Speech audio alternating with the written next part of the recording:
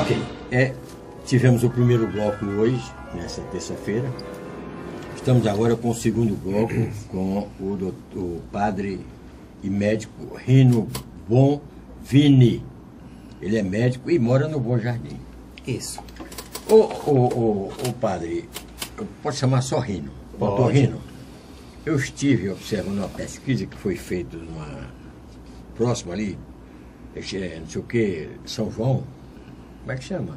Um bairro que tem lá, Sítio São João. E fizeram uma pesquisa sobre a criminalidade. Então chegaram à conclusão de que um cara nunca tinha assaltado. E o vizinho dele foi assaltado 30 vezes. Acontece isso lá no Bom Jardim, onde o senhor mora? Está quanto tempo que o senhor mora lá? Há 20 anos. 20 anos. Foi assaltado alguma vez, não? Não, no Bom Jardim não. Fui assaltado uma vez com a companhia do Dr. Mourão lá na Beira-Mar. Você vê, né, na Beira-Mar. As companhias e o local que o senhor anda. A gente estava caminhando na Beira-Mar, né, fazendo um pouquinho de exercício. Quanto mais policial da cidade... O assaltante se aproximou nas minhas costas, se aproximou a gente, tentou tirar a minha correntezinha. Aí eu segurei, aí o cara não conseguiu e fugiu. O senhor que mora Foi na Beira-Mar. A segunda vez que fui assaltado, não eu, mas o meu carro foi na frente da casa do Dr. Mourão, onde eu tinha... O senhor tem que deixar de andar com o Dr. Mourão. Onde tinha estacionado a minha Kombi, aí quebraram o vidro e tiraram o rádio. 2 vezes que eu fui, entre aspas, assaltado, foi na Aldeota. Qual é a visão que o senhor tem, o padre Rino, da sociedade lá do Bom Jardim? A comunidade, vamos falar assim, a sociedade... uma comunidade. Como é a sua visão hoje dessa comunidade? A visão que eu tenho e que mantenho é que no lugar de nós falarmos de assaltantes, de bandidos, de traficantes, nós temos que começar a falar de vida. Temos que começar a falar de como várias pessoas, vários jovens estão no Bom Jardim triunfando, como várias pessoas estão entrando em contato consigo mesmas através de um trabalho que nós estamos fazendo, de autoconhecimento, que é o primeiro passo para desenvolver uma autoaceitação, para desenvolver uma autoestima saudável. É importante iniciar um processo de autorrealização que pode levar essas pessoas, que normalmente são catalogadas, rotuladas como vixe, do Bom Jardim. Cuidado, né? E ver que são pessoas que têm um grande potencial, porque todo ser humano tem. E na medida que nós oferecemos as oportunidades, essas pessoas podem renascer, podem transformar essa situação de morte, de exclusão, de marginalização, e se transformar em modelos de referência. Eu tenho vários. Ao longo de 20 anos de trabalho, temos milhares de pessoas que passaram por esse processo. É uma média de 3 mil por mês passam dentro do processo do nosso movimento de saúde mental comunitária, né, que é uma ONG que trabalha com várias técnicas, né, que foram resumidas em uma abordagem chamada abordagem sistêmica comunitária, que é a extensão da abordagem sistêmica da família no contexto comunitário, e que oferece esses espaços com técnicas, né, complementares como a biodança, a autoestima, a terapia comunitária, a arte-terapia, a constelação familiar, entre outras, né, como a terapia do renascimento, por exemplo, e as pessoas, de repente, vão saindo, né, desta rotulação e encontram a si mesma e descobrem que são seres sagrados, que são filhos e filhas de Deus, e que quando se oferecer uma oportunidade, tudo se transforma. O padre Rino, o senhor falou da constelação familiar. Sim. E eu queria tratar um pouco dessa questão pela oportunidade. Nós, quando olhamos o Brasil, o mundo inteiro, nós temos que ter oportunidade. E essa oportunidade depende muito da qualidade que cada cidadão tem, seja no comportamento, seja no grau de instrução e etc. Como é que o senhor vê essa questão da oportunidade no contexto da sociedade, lá no Bom Jardim? A oportunidade é exatamente a questão fundamental, porque a diferença entre um jovem que vai cursando, por exemplo, desde o berço, né, em um colégio de alta qualidade, e é preparado para enfrentar os desafios seletivos, né, das provas para acesso à universidade, é que entra dentro de um processo mesmo de condicionamento para chegar dentro desta perspectiva de vencer na vida segundo as características que são oferecidas hoje pelas oportunidades, né, do sistema de educação brasileiro, que é totalmente diferente para, por exemplo, uma criança que nasce no Bom Jardim, que tem acesso a uma escola pública, que a maior parte das crianças com 10 anos ainda não sabem nem ler nem escrever, né? É que quando nós oferecemos a oportunidade de um cursinho de pré-vestibular alternativo e complementar, onde esses jovens podem encontrar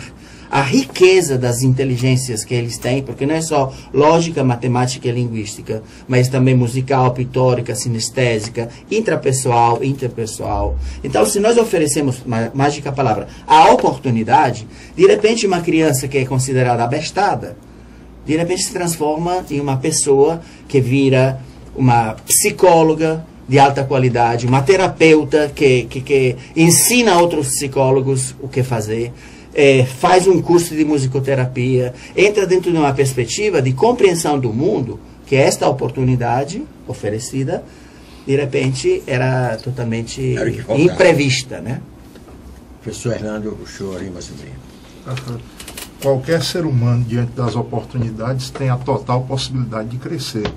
Nós temos uma sociedade dividida, e a divisão é injusta entre muitos que são ricos, concentrando renda absurdamente, outros que são extremamente pobres, e são exatamente esses que padecem desses males. Falta de educação, falta de oportunidades, falta de saúde, de dignidade, isso até no seio familiar. O que o padre comenta é exatamente aquilo que a gente busca, né? Minimizar, ainda que por ideal, minimizar essa diferença e criar oportunidades a todos. Existem muitas pessoas, e eu já tive contato com várias delas, às vezes moradores de rua, que a gente se ocupa em ir além daquela ajudinha e conversar um pouco e tirar um pouco da pessoa e perceber que aquela pessoa tem sim um potencial para se desenvolver como ser humano em todos os aspectos, mas que é ali um pária da sociedade invisível. Invisível. Essas pessoas se tornam invisíveis. A gente passa por elas todo dia e não se dá o trabalho de um cumprimento. Não gera um mínimo de dignidade para elas a partir de um bom dia, uma boa tarde, uma boa noite, como você vai, como você está. É essa a sociedade que infelizmente nós temos. Estratificada, injustamente separada entre aqueles que têm muito e não querem dividir e os que não têm nada buscando ter alguma coisa. E quando não conseguem pelos meios viáveis, pelos meios acatáveis, aí vai servir ao crime para poder obter aquilo que desejou, mas não conseguiu, exatamente por esses meios que eu refiro como acatáveis. Adriano, quer falar? Tu quer esperar que o doutor Alfredo Acho que vamos compartilhar, né?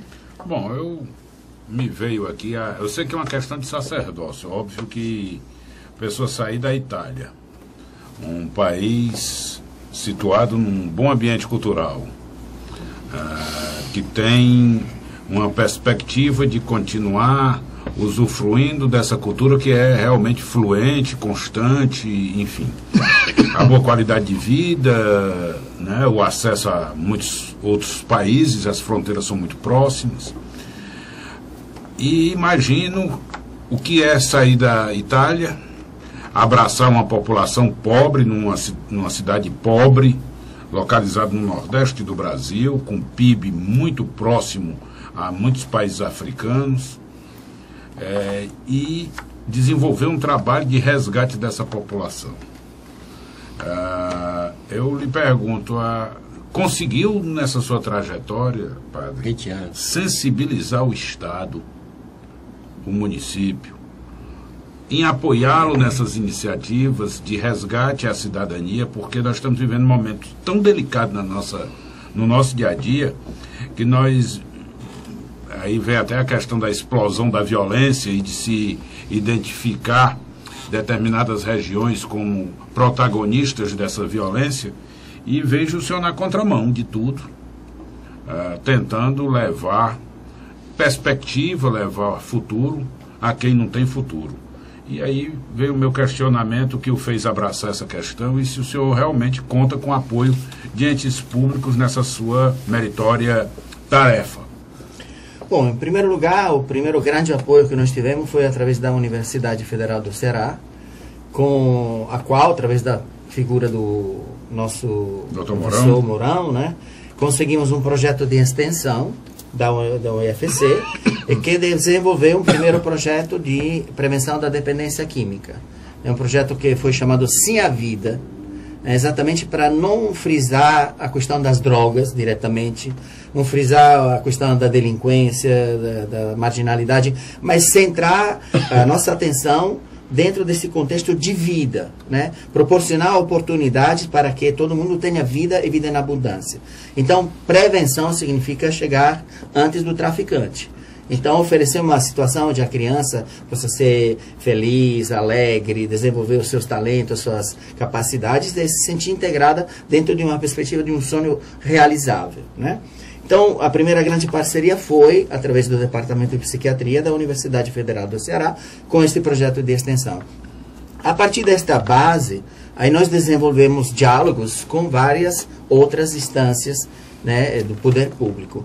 E uma grande conquista que eu considero histórica dentro do contexto do Bom Jardim foi a fundação do CAPS comunitário do Bom Jardim. Né? O CAPS é o Centro de Atenção Psicossocial. Nós trabalhamos juntos dentro deste processo com o professor Mourão na implantação do CAPS do Bom Jardim, que veio geneticamente, né, da presença de 3 CAPS, um dos quais, o mais importante, era da Universidade Federal do Ceará. Então, dentro deste diálogo, né, percebemos como era importante ter um espaço para acolher as pessoas que eram portadoras de um distúrbio psiquiátrico grave, que normalmente naquela época, né, em 96, eram enviadas todas para o Hospital Psiquiátrico de Messejana, e aí a maior parte não queria ir porque ia ser rotulada com preconceito. Ai, doido, foi para o hospital, toma remédio de tarja preta, aí, né? E todo mundo ficava desamparado. Era uma psiquiatrização da saúde mental.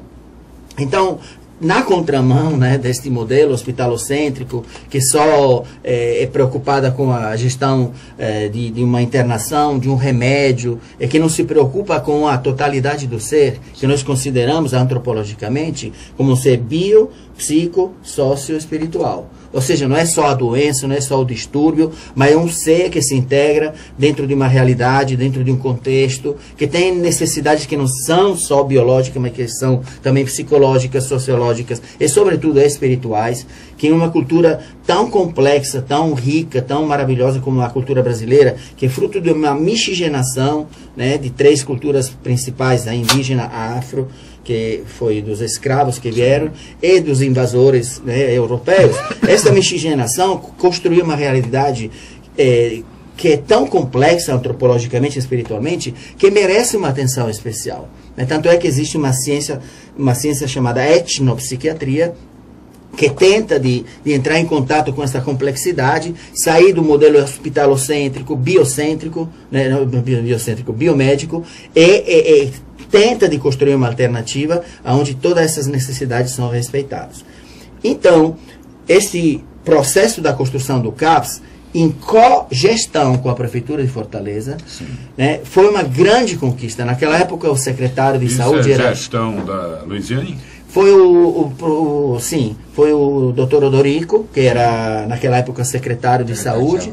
Ele veio visitar o Bom Jardim e ele fez esta pergunta: o que vocês querem aqui? Como é que vocês desejam que a prefeitura apoie vocês? Aí nós falamos, CAPS, né? E aí começamos essa construção que até hoje está de pé, apesar de várias dificuldades que não vou aqui conversar, mas que são dificuldades mesmo de gestão, né, de administração.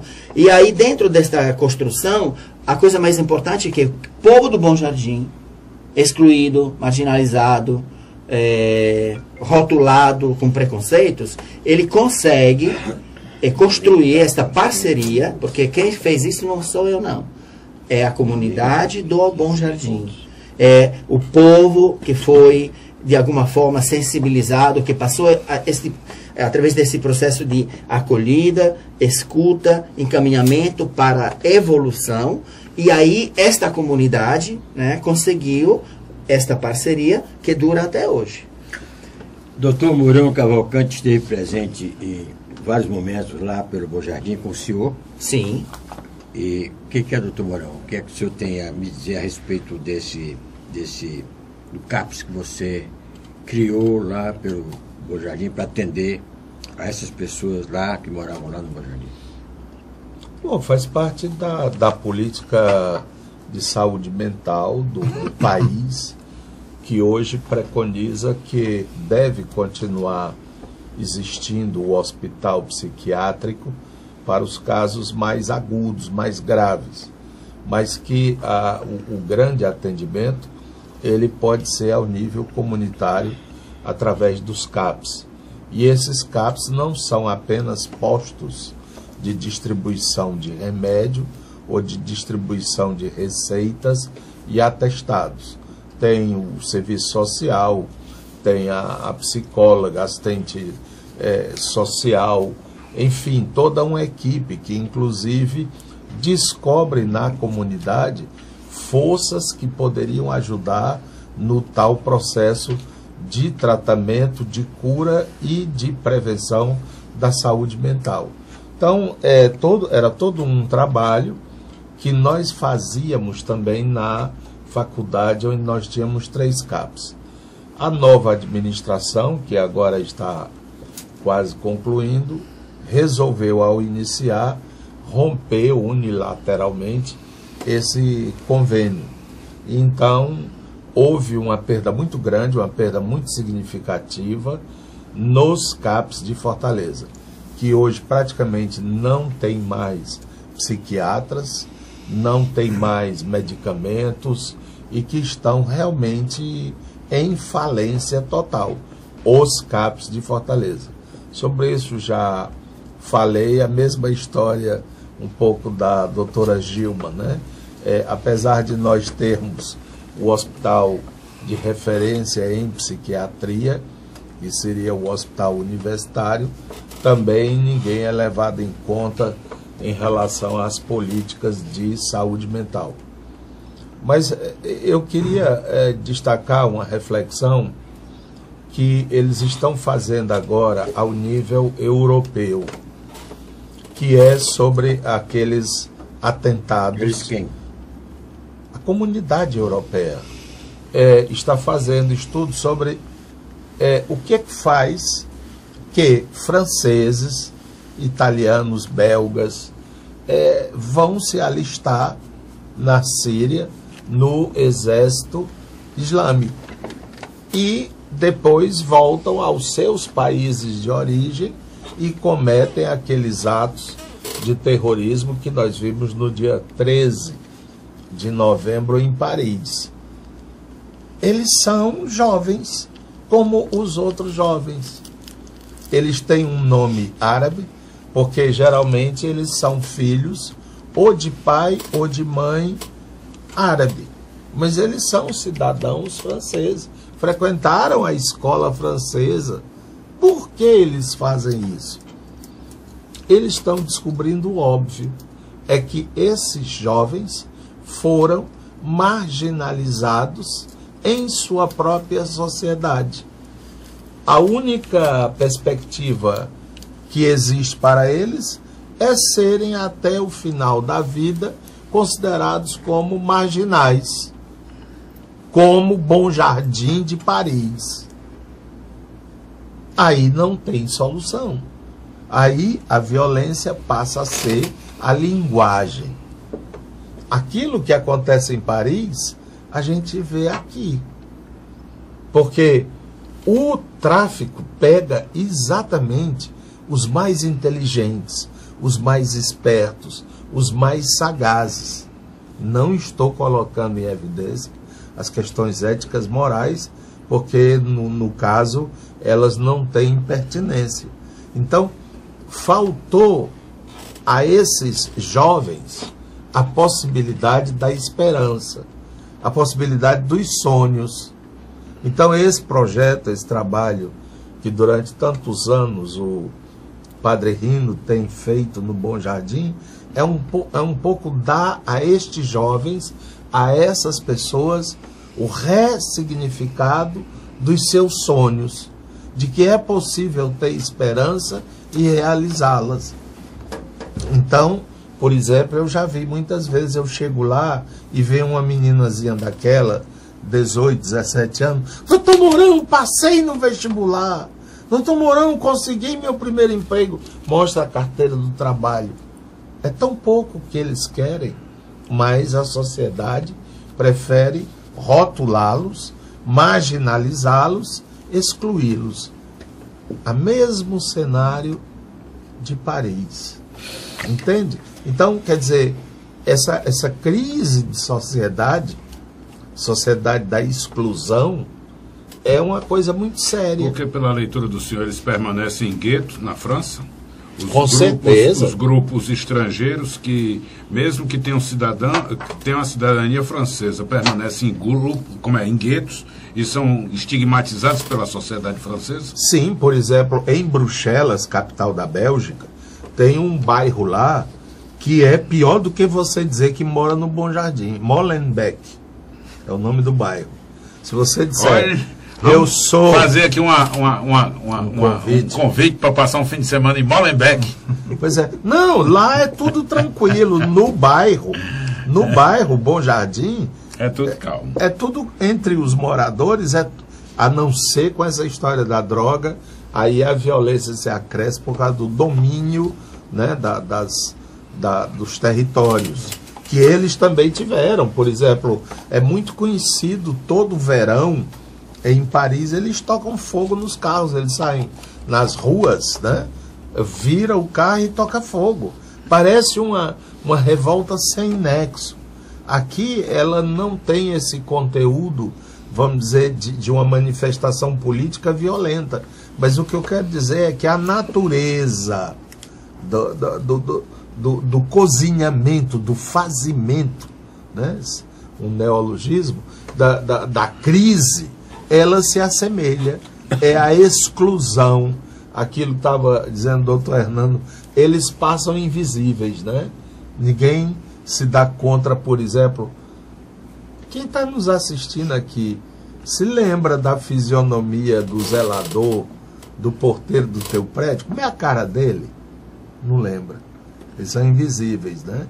Aí de tardezinha eles tomam banho, vestem a roupinha, pega a bicicleta ou pega o ônibus e vai para casa. Quando é que nós vamos ter essa sociedade mais integrada? Ela passa justamente por essa possibilidade. Eu nunca esqueci um prefeito que teve em Curitiba, o Jaime Lerner. Ele diz, ele dizia assim, que aliás não era dele, é já copiado, depois eu soube, mas a ideia é, nós não estamos lutando para fazer os ricos menos ricos e os pobres, quer dizer, dividir a riqueza. Você tem 10, ele tem 2, vamos somar, dá 12, 6 para cada. Não é isso. O que nós lutamos, dizia ele, é pela igualdade de oportunidade. A igualdade de oportunidade, que começa desde o momento da concepção. A mulher de posse, ela fez o pré-natal, ela seguiu todas as medidas, fez todas as vacinas, exame Meu bem. Se alimentou adequadamente e tal. A mulher do Bom Jardim não tem. Então, o grande empenho da sociedade deveria ser em criar veredas de igualdade. Veredas de igualdade. Oportunidade para. E na hora que a gente dá a oportunidade, é impressionante. Eles vêm correndo para dizer, Padre Rino, arranjei meu emprego. Agora eu vou poder comprar a cadeira de rodas da mamãe. Olha, um minuto só por causa do tempo aqui. Nós deveríamos ter para todo e qualquer governo, independentemente da sigla, uma cartilha de políticas públicas. Porque é impressionante essa oscilação no trato com questões importantes como essa. E aí nós temos aqui um homem que tenta, com as suas próprias forças, mudar uma realidade social, quando isso deveria ser objeto, como eu disse, de uma cartilha com políticas públicas a ser seguida obrigatoriamente por todo e qualquer governante. Não tem esse negócio, hoje o governo é do PSDB, então nós vamos agir dessa forma. Aí entra o governo Política do de Estado. PT, isso, entra o governo do PT e diz, não, nós vamos desmanchar isso aqui, embora seja algo bom, positivo, porque se nós fizermos, será uma ovação a esse partido, ao que eles fizeram, e vai nos enfraquecer. Tem que acabar com isso. O Brasil tem que se livrar disso. Nós temos sim, eu defino, é uma cartilha de políticas públicas, política de Estado. Você está obrigado a cumprir essa cartilha, independentemente da sigla partidária que você pertence. Talvez quando isso acontecer, o esforço do nosso padre seja menor, para poder fazer valer as suas incursões, né? Para salvar ali um núcleo social da miséria, da desgraça, do ostracismo miserável, da pobreza e de tudo mais. Mas enquanto isso não acontecer, nós vamos ficar no monta, desmonta, monta, desmonta, monta, desmonta. Por quê? Porque é uma briga política entre partidos dizendo eu não vou fazer o que você fez de bom, porque senão eu vou estar aplaudindo a você e isso não é bom para mim. É verdade.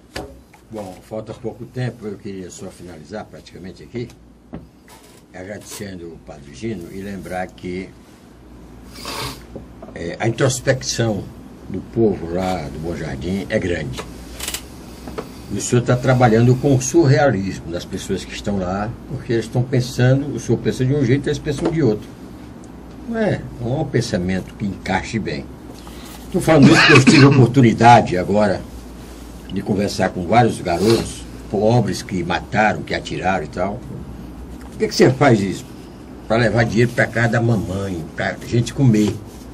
Então veja que a miséria é grande, muito grande ainda. E essa convivência lhe faz mal, Padre, só para encerrar? Mas, quando o senhor fala disso, eu falo assim que nós precisamos enxergar a realidade com maior profundidade. Sem surrealismo. Porque, por exemplo, a chacina de Messejana, parece que são 35 policiais, né, que ficaram envolvidos. Parece que é um esquadrão da morte que tenta de regular as contas fora da lei, superar a lei, e que nos deixa perplexos. Então, mais uma vez, no lugar de colocar atenção no problema dos jovens, eu coloco o foco nesta qualidade de violência que é mais escondida, mais perversa, porque usa o poder público para fazer uma coisa ilegal, uma coisa ilícita, e massacrar jovens, inclusive inocentes, né? Para manter um equilíbrio do terror, do medo, que é exatamente o alimento que mantém esta situação de separação. Porque o grande esforço que nós estamos fazendo é criar pontes, criar comunicação entre o mundo do Bom Jardim e o mundo da aldeota, entre o mundo do Bom Jardim e a universidade, entre o mundo do Bom Jardim e o exterior, com pessoas internacionais, para descobrir que este logo comum não existe. O que existe é uma violência que é muito mais perversa, muito mais profunda e que precisa coragem para enfrentar. Quem está denunciando esses policiais que são responsáveis desta chacina? Padre Gino, eu só quero lembrar que o governador do Estado, o governador do Estado tomou conhecimento, está tentando tomar providência, Tomara. E parece que a coisa vai se desenrolar, alguém vai posto para fora, as crianças que morreram já foram enterradas e as famílias estão sofrendo muito, não volta mais. Mas, enfim, é uma comprovação de que a polícia não está preparada para grandes ações com relação à sociedade que nós estamos vivendo. Bom, só aplaudir a sua atuação, acho que contribui para um Estado melhor, para um Brasil melhor. Agradeço. Acho que nós temos que desalambrar, tirar cercas e dar um passo para diminuir esse apartheid social que a gente vive na França, mas também vive aqui no Bom Jardim, como lembrou o professor Mourão. Nós somos preconceituosos a ponto de não olhar, ou de olhar para um bairro e ver ali a expressão da segregação, quando a gente relaciona que ali naquele ambiente estejam pessoas cometendo crimes. Eu me lembro que nós tínhamos essa mesma leitura com Caucaia. Todo dia se matava gente em Caucaia, há pouco tempo atrás. Pirambu. Pirambu. E esses estigmas vão diminuindo porque nós vamos ocupando esses espaços. E as pessoas desses bairros também vão ocupando espaços dentro da sociedade. Parabéns, senhor, parabéns à sua iniciativa. Estou aqui outros italianos, tão iluminados quanto o senhor, tenham vontade de aqui ficar e construir esse cenário de dignidade. Padre Rino, vamos pedir que o senhor fale um minutinho, tá? Quero convidar os ouvintes, vocês, para visitar o nosso grande Bom Jardim. Tem perigo nada. Como eu disse, eu moro lá há 20 anos, eu fui assaltado duas vezes. Eu sou amigo do Padre na Rino. Aldeota. Eu sou amigo do Padre Rino, não tem carteira nem dinheiro. Não é assim, Convidar para vocês visitarem, se vocês quiserem, inclusive, almoçar com a gente, estão bem-vindos, para se aproximar. Sim, eu também digo o contrário, eu já fui muitas vezes lá. Nunca foi assaltado lá, só foi assaltado na beira-mar. Então, não, eu nunca fui de nenhuma forma molestado, assaltado, sequestrado, às vezes em que estive no Bom Jardim. Eu moro aqui no Parque do Cocó, que poderia ser considerado um bairro nobre, e não tenho coragem de desfilar a pé pelas ruas do bairro, dada a violência, né, número de assaltos e tal. Então, okay. Feito esse depoimento, eu quero agradecer o Padre Rino aqui presente. Lembrar que na próxima semana nós estamos aqui gravando com uma outra autoridade, não igual a ele, pode ser parecida, mas nem melhor também. Muito obrigado a todos, muito boa noite e até a próxima edição.